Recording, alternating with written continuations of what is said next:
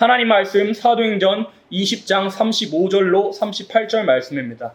찾으셔도 되고요. 앞에 있는 말씀을 보셔도 됩니다. 같이 읽겠습니다. 범사에 너희에게 모범을 보였노니 곧 이같이 수고하여 약한 사람들을 돕고 또 주 예수의 친히 말씀하신 바 주는 것이 받는 것보다 복이 있다 하심을 기억하여야 할지니라. 이 말을 한 후 무릎을 꿇고 저희 모든 사람과 함께 기도하니 다 크게 울며 바울의 목을 안고 입을 맞추고 다시 그 얼굴을 보지 못하리라 한 말을 인하여 더 근심하고 배에까지 그를 전송하니. 아멘. 오늘 설교의 제목은 바울의 유언과 양선의 사명이라는 설교의 제목으로 설교를 하고자 합니다. 사도행전 20장은 여러분들이 아시다시피 바울이 에베소 장로들을 소집해가지고 에베소 장로들에게 또한 교회들에게 바울이 순교하기 전에 이제는 주님을 공중에서 맞이할 수 없게 된다는 그 사실을 깨닫고 자기 자신이 순교할 것을 이제 알고 그 순교할 것을 암시하면서 에베소 장로들을 소집해가지고 유언하는 작별 설교를 한 장이 사도행전 20장임을 여러분들이 아시는데, 사도행전 20장에 그 바울의 유언이 뭐였냐면 여기 파란 글씨에 되어 있는 것처럼 바울의 마지막 유언은 자기 자신의 삶을 자랑한 것이나 이 세상 사람들처럼 이 자기의 어떠한 것을, 자기의 업적을 또 자서전처럼 자기의 삶을 나열하는 것이 아니라 또한 어떤 사람에게 자기의 소유를 준다는 것이 아니라 바울의 마지막 유언이 뭐였냐면 같이 따라합니다. 주는 것이 받는 것보다 복이 있다 하심을 기억하여야 할지니라. 여러분들이 방금 읊으신 것이 바울의 유언이었습니다. 이 말을 한 뒤에 어떻게 했다고? 이 말을 한 뒤에 다 같이 무릎을 꿇고 끌어안고 울면서 바울을 전송했습니다. 바울이 순교할 것을 알았기에. 바울의 마지막 유언은, 그 삶 속에서 마지막 유언은 주는 것이 받는 것보다 복이 있다 하심을 너희가 기억해라. 예수님께서 친히 말씀하신 바 주는 것이 받는 것보다, 받으면서 사는 것보다 베풀면서 사는 것이 복이 있다는 것을 너희가 기억하고 앞으로 삶을 살아가라. 이게 바울의 유언이었습니다. 세상 사람들은 보통 유언을 할 때요 이렇게 유언합니다. 내가 이 세상을 살면서, 이 짧은 생을 살면서 내가 이렇게 위대하게 살았고 이런 일을 하였고 이런 일이 있었고 하면서 자기의 삶을 설명하기도 합니다. 또 위대한 사람은요, 위대한 위인들은요 자기의 삶을 자서전처럼 나열하는 유언을 하기도 하고요. 재산이 많은 사람은 이 나의 많은 재산을 또 자식에게, 어떠한 사람에게, 또 사회에게 환원할 것을 이렇게 약속하면서 유언을 하는 것이 우리가 알고 있는 일반적인 유언이지만 바울의 유언은 그런 사람들과는 달랐습니다. 바울이 세상 사람들처럼 유언할 것 같으면요, 내가 사도로서, 정말 위대한 사도로서 내가 손수건만 갖다 대도 많은 사람들이 병이 나았고, 정말 나는 다른 사도들과는 다르게 성경을 14권이나 썼다, 우리 생각으로 할 것 같으면 그런 유언을 쓸 수도 있었던 바울의 위대한 업적임에도 불구하고 바울은 어떤 유언을 남겼느냐? 자기의 삶을 다 드러내지 아니하고, 자기의 삶을 조금 더 드러내지 아니하고, 내가 너희들 앞에서 사도들로서 너희에게 늘 모범을 보였고, 나는 내 쓸 것을 내가 구하면서 살았고 너희에게 조금 더 피해를 주지 않았고 산 것을 너희에게 모범으로 보여줬으니까 너희도 내가 늘 가르친 바, 또 예수 그리스도께서 친히 알려주신 바 주는 것이 받는 것보다 복된 양선의 삶을 너희가 살아라 라는 것을 유언으로 남긴 겁니다. 사도 바울의 유언은 우리 세상 사람들과 다른 겁니다. 사도 바울의 유언이 왜 이렇게 써요? 사도 바울이 저술한 대로, 사도 바울이 정말 이 사도로서 사람들이 알아주지 않고 무명한 삶인 줄은 모르나 사람들이 보기에는 무명한 삶이어도 예수님께서 알아주시니까 유명한 줄을, 내가 자신이 죽고 나서 순교하고 나서 예수님께서 다 알아주시고 이 모든 눈에서 모든 눈물을 닦아주실 것을 알았기 때문에 유언을 할 때에도 세상 사람들처럼 자기 자신을 자랑하거나 이 자신의 업적을 나열하거나 자기의 소유를 준다거나 할 필요 없이 조금 더 자기 자신을 드러낼 것 없이 오직 예수 그리스도께만 영광을, 또 교회가 앞으로 나아가야 할 비전과 사명을 제시해 줄 수 있었던 겁니다. 그래서 이 에베소 장로들을 소집해가지고, 교회들을 소집해가지고 한 명령이 양선의 사명이었습니다. 사도 바울의 마지막 부탁과 마지막 명령은 양선의 사명이라 이겁니다. 양선의 사명, 선한 일을 도모하면서, 교회로서 선한 일을 도모하면서 살아가라가 이 사도 바울의 마지막 유언이라면, 사도 바울의 그런 왕성한 활동을 인해서 교회들이 많이 세워졌고 우리가 그 덕을 받아서 교회로서 사명을 감당하고 있다면 우리도 양선의 사명을 감당해야 될 줄을, 바울의 마지막 유언 양선의 사명을 감당해야 될 줄을 이 바울의 친히 말한 그 유언, 주는 것이 받는 것보다 더 귀하고 복이 있다한 예수 그리스도께서 친히 말씀하신 그 말씀을 지키면서 살아갈 사명이 우리 교회들에게 있는 겁니다. 그럼 양선의 사명은 첫 번째 대지는 빛과 소금의 역할을 감당해야만 양선의 사명을 감당하는 자가 될 수 있다 이겁니다. 마태복음 5장 13절 같이 읽어봅니다. 너희는 세상의 소금이니 소금이 만일 그 맛을 잃으면 무엇으로 짜게 하려 후에는 아무 쓸데없이 다만 밖에 버려 사람에게 밟힐 뿐이니라. 아멘. 첫 번째 대지는 빛과 소금의 역할을 감당해야만 양선의 사명을 감당하는 자가 된다 이겁니다. 마태복음 5장 13절에서 예수님께서 말씀하셨습니다. 너희는 세상의 소금이니 소금이 만일 그 맛을 잃으면 무엇으로 짜게 하려 후에는 아무 쓸데없이 다만 밖에 버려 사람에게 밟힐 뿐이니라. 소금이 그 맛을 잃어버리면 아무 쓸데가 없다고 말씀하셨습니다. 또 마태복음 5장 16절 같이 읽어봅니다. 이같이 너희 빛을 사람 앞에 비치게 하여 저희로 너희 착한 행실을 보고 하늘에 계신 너희 아버지께 영광을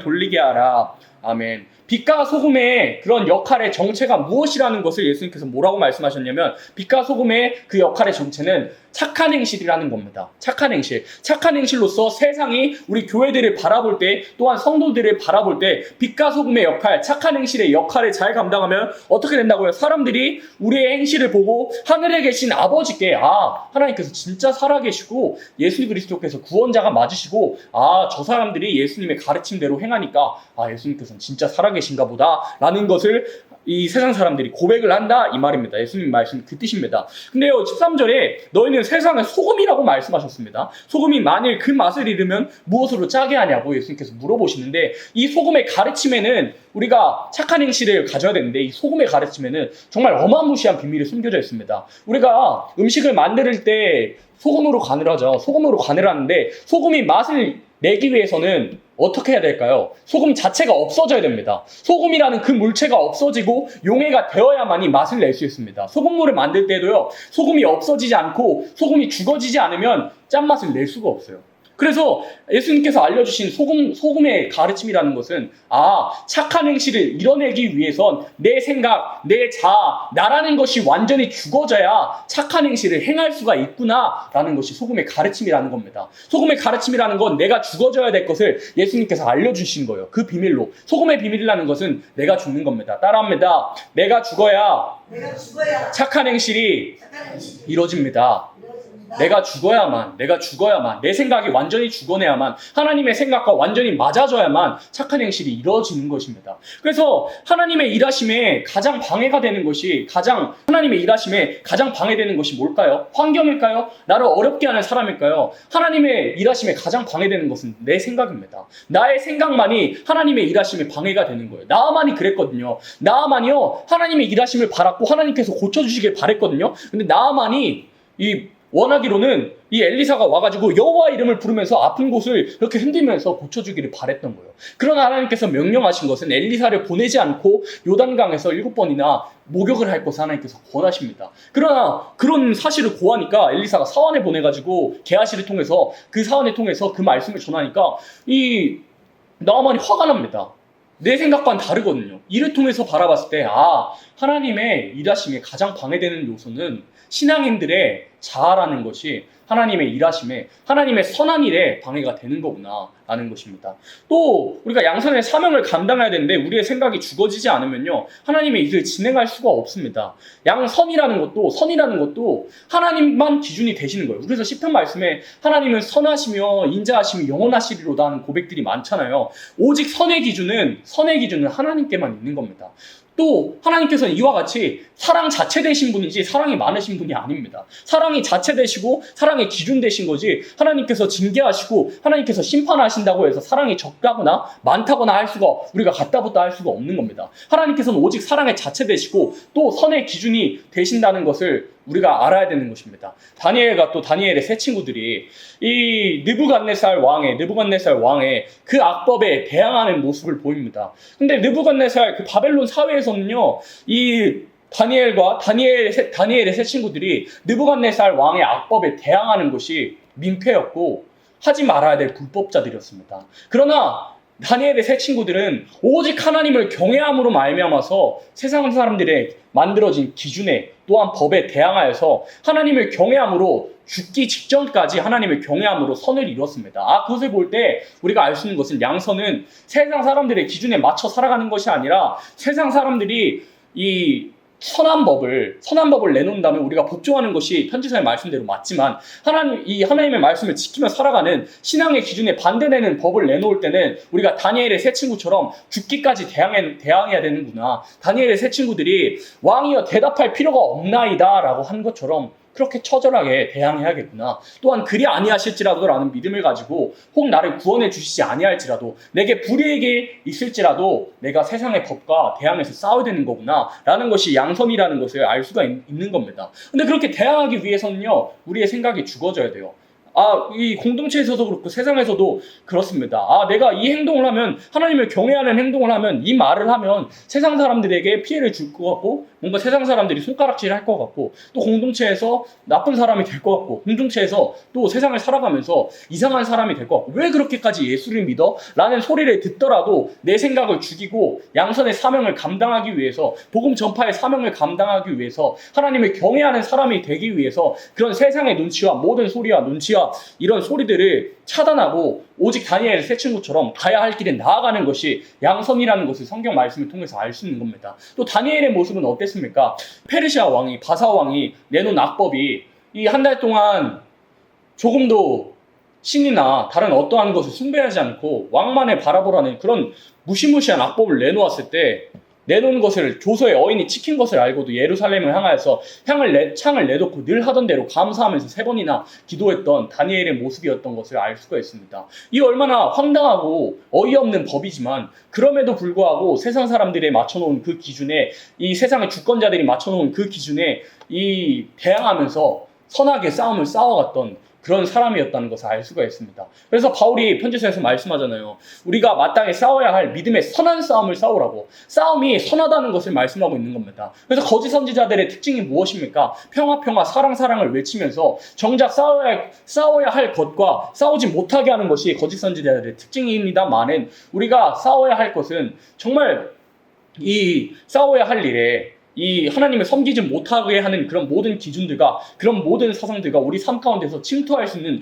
유물적인 사상들과 우리가 날마다 대항하면서 싸우는 것이, 내 안에 유물적인 사상이 들어올까? 내 가정에 유물적인 사상이 들어올까? 내가 너무나도 사랑하는 교회 안에 유물적인 사상이 혹시라도 그 조그마한 코드라도 들어올까봐 염려하면서 싸워내는 일이 있어야만이 양선의 사명을 감당하는 사람이 될 수가 있다는 것입니다. 그래서 빛과 소금의 역할이라는 것은 우리가 빛들로서 또 소금으로서 나라는 것이 완전히 죽어지고 이 믿음의 공동체 안에서 세상을 살아가면서 내가 내 생각, 이렇게까지 해야 할까? 이렇게까지 눈치 보면서, 이렇게까지 손가락질 받으면서, 이런 소리까지 들으면서 신앙생활 해야 될까라는 생각이 들기도 하고 두려운 생각이 들기도 하는 것이 당연치사지만, 그럼에도 불구하고 내 생각을 죽여서 우리의 믿음의 선배들처럼, 다니엘의 새 친구처럼, 또한 다니엘처럼 믿음의 선한 싸움을 맞서 싸워나가는 것이 빛과 소금의 역할을 감당하는 것이고, 하나님께서 원하시는 그런 믿음의 공동체의 모습이고 착한 행실이고, 우리가 그런 행동으로 말미암아서 세상은 오히려 하나님께 영광을 돌린다는 것을 알 수가 있습니다.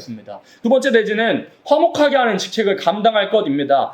고린도후서 5장 18절 말씀입니다. 모든 것이 하나님께로 났나니 저가 그리스도로 말미암아 우리를 자기와 화목하게 하시고 또 우리에게 화목하게 하는 직책을 주셨으니. 아멘. 화목하게 하는 직책을 감당할 것이 양선의 사명을 감당한 두 번째 대지입니다. 화목하게 하는 직책을 감당할 것입니다. 모든 것이 하나님께로 났나니 저가 그리스도로 말미암아 우리를 자기와 화목하게 하시고 또 우리에게 화목하게 하는 직책을 주셨다 그랬습니다. 에베소서 2장 말씀에는 원래 우리가 본질상 진노의 자녀라서 하나님께로 나아갈 수 없고 심판받아야 마땅할 사람들이지만 하나님께로 나아가고 싶으나 나아가지 못하는 그런 벽이 있었으나 예수 그리스도께서 그 막힌 담을 허무시고 당신의 몸을 찢어서 죽여주심으로 그 거룩하신 육체를 우리에게 내어주심으로 말미암아서 휘장이 찢어지게 되고, 하나님께로 나아갈 수 없었던 그 휘장이 찢어짐으로 말미암아서 우리가 하나님께로 담대하게 나아갈 수 있는 담력을 얻었다고 에베소서 2장에서 분명히 저술되어 있습니다.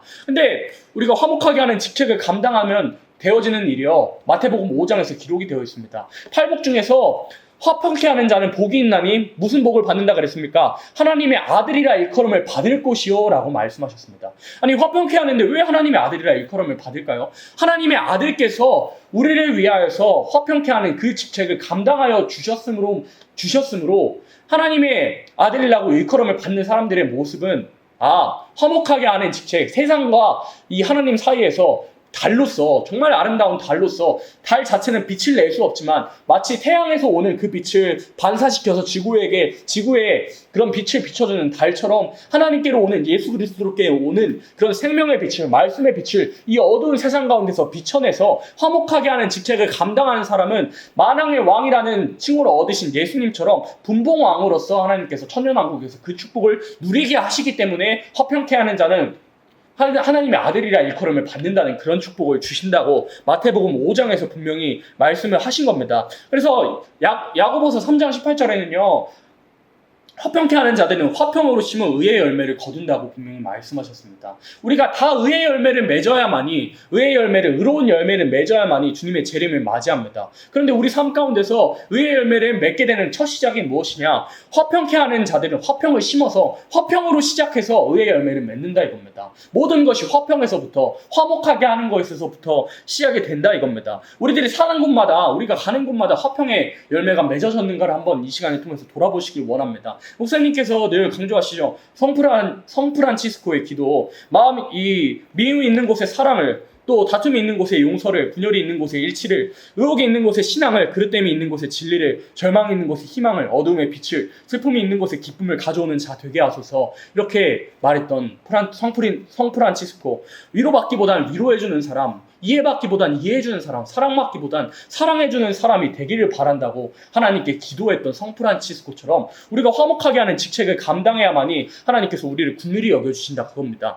그래서 성내는 것은 하나님의 일을 이루지 못한다고 분명히 저술하신 것처럼 우리가 어딜 가나 화목하게 하는 직책을 감당해야 됩니다. 물론 이 복음서에서 분명히 예수님께서 이 세상에 화평을 주러 온 것이 아니고 검을 주러 오셨다고 말씀하시기도 했지만 그 검이라는 것은 이 사소한 일로 다투는 것이 아니라, 사적인 일로 다투는 것이 아니라 가정에서 혹은 개인에서 교회가 하나님의 말씀을 진행해 가는데 조금이라도 방해되는 것을 검으로 칠하는 것이지, 이 개인 간의 사소한 감정으로 화목하게 하지 말라 이런 말씀이 아니라는 것을 우리가 압니다. 그래서 우리 삶 속에서 예수님께서 명령하신 대로 화평케 하는, 화목하게 하는 직책을 잘 감당하는 사람은 예수님처럼 분봉왕의 천년왕국에 들어가서 분봉왕의 사명을 감당케 하시겠구나라는 것을 우리가 알 수 있습니다. 그래서 또 우리는 온유의 열매, 화목하게 하는 열매를 맺어내야 됩니다. 왜 그러냐면 이 화박국 말씀에서는 기름 부은 자를 일어나시려고 진머리를 드시며 이 판단하시려고 일어나시는 때라고 기록하셨고, 시편 말씀에서는 또 기름 부은 자를 구원하시려고 일어나는 때라고 여러 편 기록이 되어 있습니다. 그와 더불어서 온유한 자를 구원하시려고 일어나시는 때이기 때문에 하나님께서 이 세상을 살펴보시고 하감하시고 감찰하시되 온유한 사람이 있나 찾아보시는 때가 재림의 때이기 때문에 온유한 사람의 인격, 예수님처럼 이 작은 소자일지라도, 죄인일지라도 용서해주고 긍휼히 여겨주는 그런 사람이 있나를 찾아보시려고 하시는 그런 때가 재림하시는데, 온유한 사람의 인격을 이뤘냐 안 이뤘냐를 바라보시는 때가 오늘이라는 삶이기 때문에 우리가 온유한 인격을 이뤄내야 됩니다.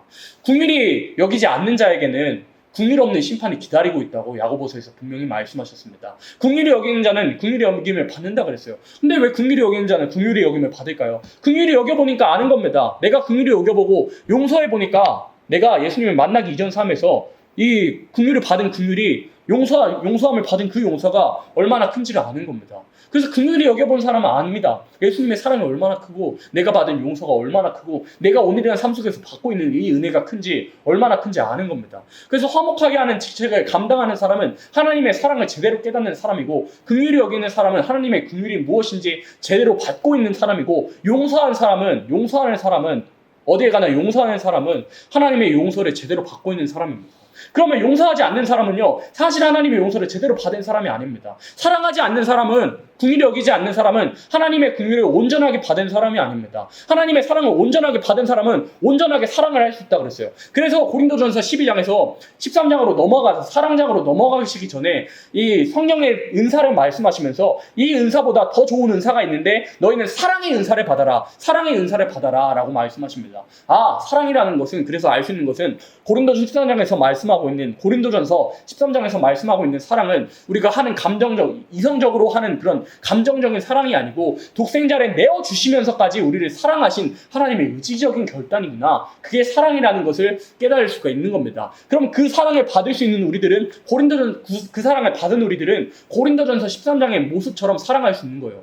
하나님의 사랑을 받았기에 그 사랑이 무엇인지 얼마나 큰지를 깨달았기에 우리가 오래 참을 수 있고 기다려줄 수 있고 인내할 수 있고 진리와 함께 기뻐하고 불의를 기뻐하지 않을 수 있음이 우리가 하나님께 사랑을 받았기 때문입니다. 그렇다면 사랑하지 않는 사람은 하나님의 사랑을 온전하게 받지 않은 사람이에요. 용서하지 않는 사람은 하나님의 용서를 제대로 받지 못한, 용서의 의미를 제대로 알지 못하는 그런 사람입니다. 긍휼히 여기지 않는 사람은요, 하나님의 긍휼을 제대로 받지 못한 그런 사람임을 알 수가 있습니다. 우리가 하나님의 긍휼을 받았다면, 하나님께로 온 큰 용서를 받았다면, 그 큰 사랑을 받았다면, 우리도 독생자를 우리의 죄로 잡아 죽인 우리들을 용서하신 것처럼 우리에게 비방하면서 핍박하면서 우리를 넘어뜨리려는 사람들을 용서해주고 긍휼히 여겨주고 불쌍히 여길 줄을 알게 된다. 하나님의 사랑을 받은 사람들이라면 그런 모습을 나타내는 것이 양선의 열매고 양선의 사명을 감당하는 사람들의 모습이다. 그래서 양선의 열매 두 번째는 화목하게 하는 직책을 감당하는 사람이 양선의 열매를 맺은 사람들의 모습이다라는 것을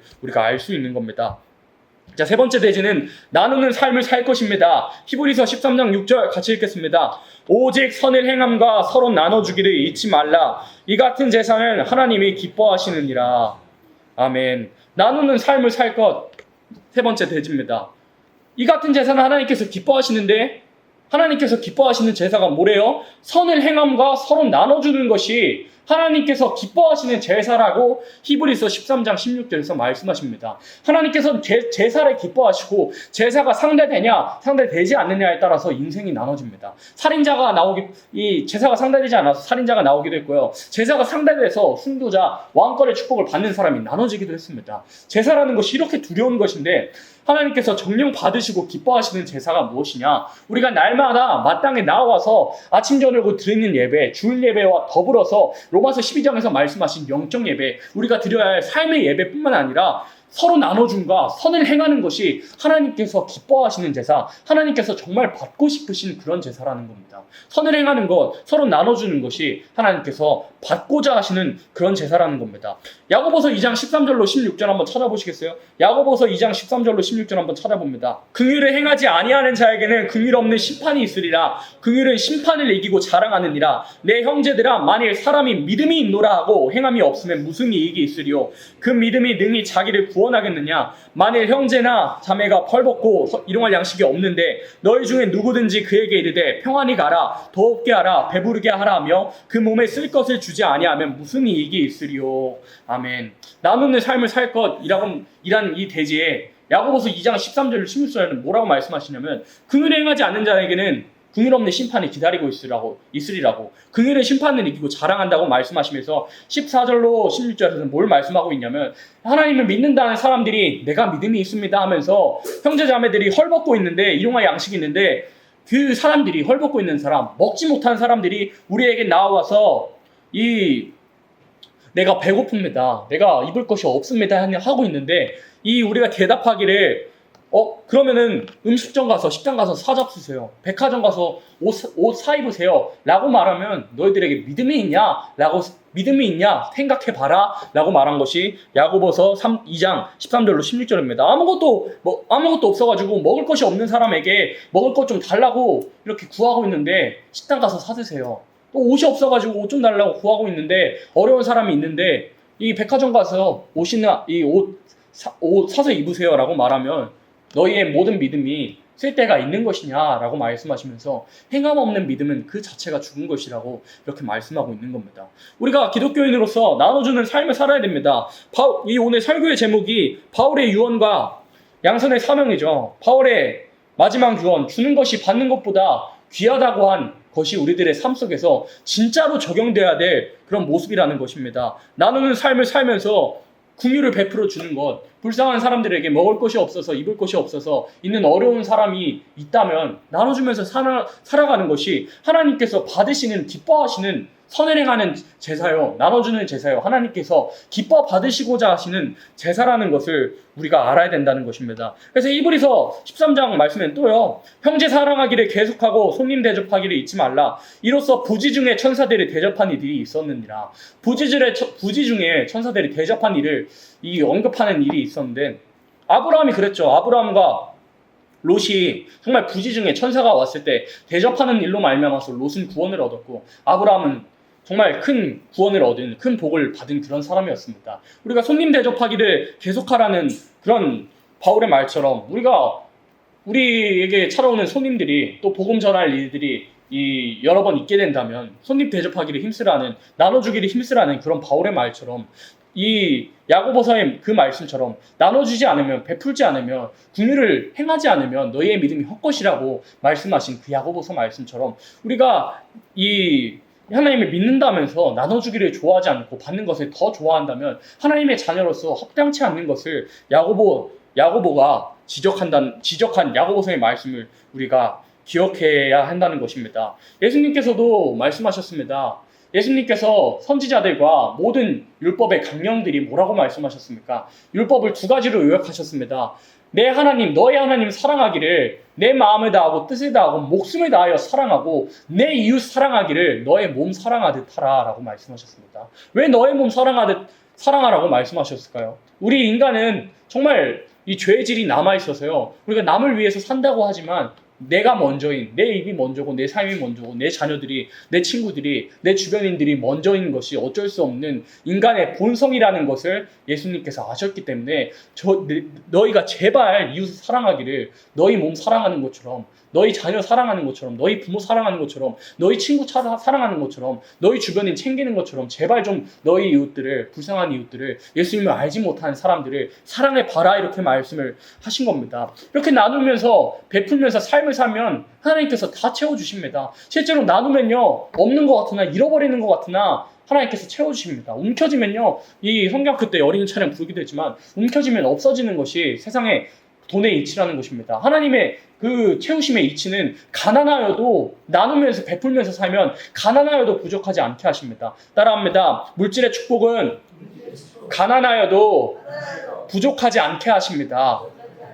그게 우리 기독교인들의 물질의 축복이라는 것입니다. 이 재물이 많지는 않거든요. 근데 가난한 것 같은데 사는 사람들이 가난한 것 같은데 우리의 씀에 조금도 부족함이 없고 이 물질로 인해서 하나님이 섬기는데 부족함 없게 하시는 것, 또 나누면서 사는 것에 조금도 부족하지 않게 하시는 것이 우리가 바라야 하는, 또 우리가 하나님께서 주시고자 하시는 그런 물질 축복이라는 것입니다. 그래서 이 엘리야를 섬긴 과부의 모습을 보면요 정말 당장 한 끼밖에 먹을 수 없는 그런 식사량이 남았는데 그런 가루하고 기름밖에 남지 않았는데 엘리야를 섬기니까 이 기름통에 기름이 또 이 가루통, 이 밀가루에 밀가루통에 그 가루가 조금도 없어지지 아니하고 유지가 되었다고 성경에 분명히 기록이 되어 있습니다.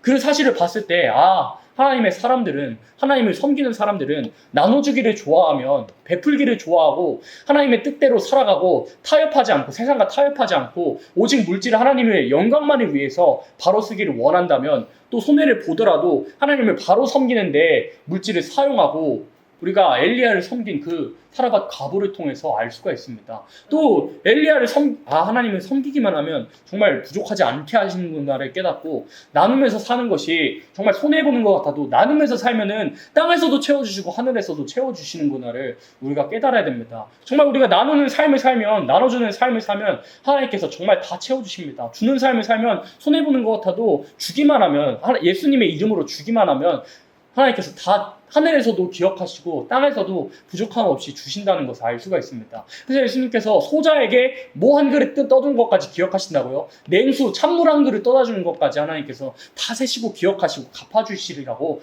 말씀하신 것을 우리가 기억하면서 또 육적으로 나누는 일, 또 우리가 나눠야 될 것이 무엇이 있겠습니까? 영의 양식으로도 나눠줘야 됩니다. 육의 양식으로도 나눠줘야 되겠지만 영의 양식으로 나눠줘야 됩니다. 그래서 이 예수님께서 친히 말씀하신 때에 따라 양식을 나눠주실 자가 누구뇨? 라고 말씀하신 그 말씀처럼 때에 따른 말씀, 마땅히 먹어야 할 이 예언의 말씀을 이 교회들에게, 필요한 성도들에게, 우리 주변에 있는 하나님을 믿는 생명들에게 영의 양식을 나누면서 또 어려운 상황에 있는 그런 생명들에게 육의 양식을 나눠주면서 마치 우리 은주가 힘든 상황에 놓였을 때 이렇게 후원해주고 도와주고 한 것처럼 힘든 상황에 있는 믿음의 가정들을 보면 나눠주면서 또 육적으로 영적으로 나눠주면서 살아가는 것이 하나님이 기뻐하시는 삶이고 이 땅에서 하나님께서 물질 축복을 주실 만한 그런 삶이라는 것을 우리가 기억을 해야 됩니다. 히브리서 6장 10절 앞에 있는 말씀을 읽어봅니다.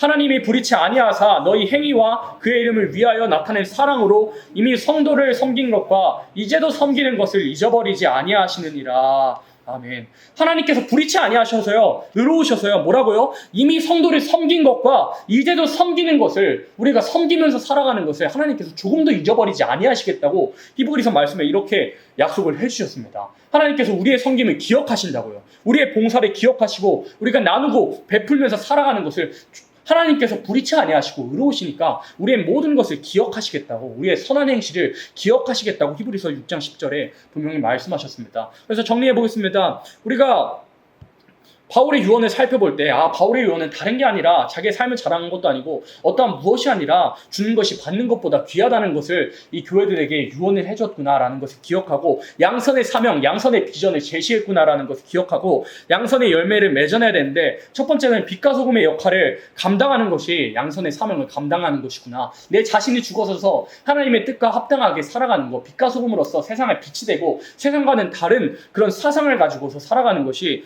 이 양선의 사명을 감당하는 사람이구나 라는 것을 알 수 있습니다. 두 번째는 어디에 가서든 우리가 가는 곳마다 분쟁이 그치고 사랑이 넘치는 화목하게 하는 직책을 감당하는 사람이 양선의 열매를 감당하는 사람이구나를 알 수 있습니다. 마지막으로 나누는 삶을 사는 사람, 영적으로 육적으로 공급해주고 하나님께서 기뻐하시는 서로 나눠주는 제사, 선을 행하는 제사를 하는 사람이 양선의 열매를 맺은 사람이구나. 이 그렇게 나눠주는 사람, 베푸는 사람은 이 땅에서도 부족하지 않게 하시고 채워주시고 하늘의 것으로 배나 갚아주시고 기억하시는구나를 우리가 깨달아야 됩니다.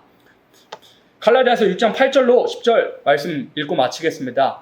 자기의 육체를 위하여 심는 자는 육체로부터 썩어진 것을 거두고 성령을 위하여 심는 자는 성령으로부터 영생을 거두리라. 우리가 선을 행하되 낙심하지 말지니 피곤하지 아니하면 때가 이름에 거두리라. 그러므로 우리는 기회 있는 대로 모든 이에게 착한 일을 하되 더욱 믿음의 가정들에게 할지니라.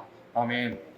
바울이 이렇게 말합니다. 자기 육체를 위하여 심는 자는 다 죽을 것으로 열매를 맺고 썩어질 것으로 거두고, 성령으로 심는 자는 하나님께서 그에 마땅한 것으로 영생을 거두게 하시겠다고. 또 선을 행하되 우리가 낙심하지 말 것은 피곤하지 않고 낙심하지 않고 피곤하지 아니하면 끝까지 나아가면 때가 이름에 거둔다고. 또 기회 있는 대로 믿음의 가정들에게 선한 일을 더욱 행하라고 바울이 명령한 것입니다. 이 말씀들이 우리 가운데서 일주일을 살아가면서 있어가지고 양선의 열매를 바울의 마지막 교회들에게 한 유언처럼, 바울의 마지막 유언처럼 양선의 열매를 맺는, 서로 육적으로 서로 나눠주기를 좋아하고 하나님께서 기뻐하시는 선한 제사, 나눠주는 제사, 선을 행하는 제사, 믿음의 가정들에게 긍휼을 베풀고 또한 믿지 않은 사람들에게 예수 그리스도를 나타내는 그런 아름다운 제사, 또 나눠주는 제사로서 하나님께 영광을 올려드리는, 또 착한 일을 하는 양선의 열매를 맺는 이번 한 주가 되기를 예수님의 이름으로 축복합니다. 아멘.